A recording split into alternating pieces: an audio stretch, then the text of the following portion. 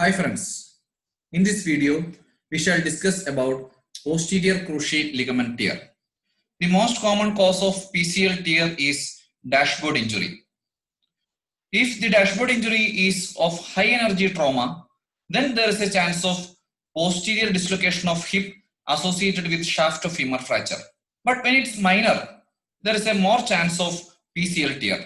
Coming to the clinical anatomy, PCL connects the posterior tibial plateau to medial femoral condyle.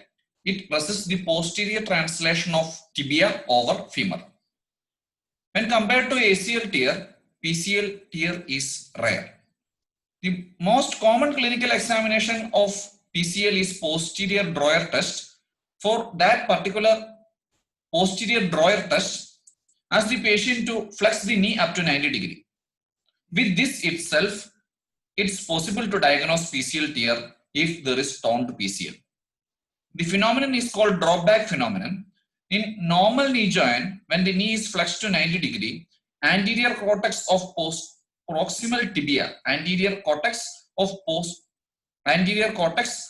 proximal tibia is 10 mm anterior to the distal femoral condyle. I repeat, anterior cortex of proximal tibia sits 10 mm anterior to distal femoral condyles.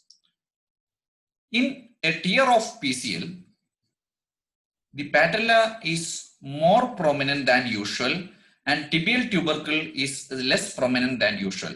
This is due to posterior subluxation of proximal tibia due to the tear in PCL. This itself, when compared to the normal knee joint, this particular dropback phenomenon itself give diagnosis of PCL tear. For the confirmation, we shall do quadriceps active drawer test, in which ask the patient to slide the ipsilateral foot distally, that is extension of knee joint without raising the foot from the couch. Ask the patient to move the foot distally towards the couch. Examiner should resist that particular movement.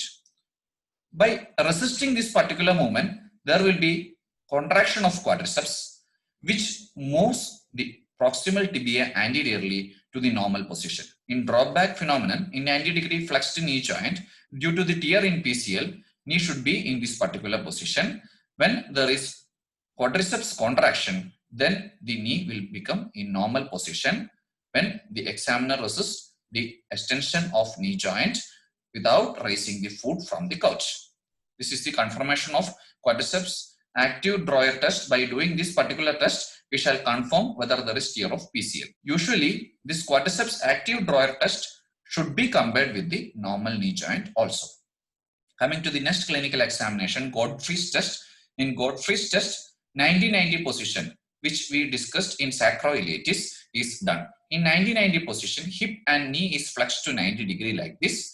The same phenomenon like dropback phenomenon or posterior sag is repeated if there is tear of PCL. When the patient's knee is kept in this position, hip and knee flexed to 90 degree, when compared to the normal knee joint, there will be a posterior sag due to the subluxation of proximal tibia due to gravity. Due to PCL tear is the confirmation of PCL tear. In this particular video, we discussed one dropback phenomenon associated with PCL tear. For the confirmation of dropback phenomenon, quadriceps active drawer test is done.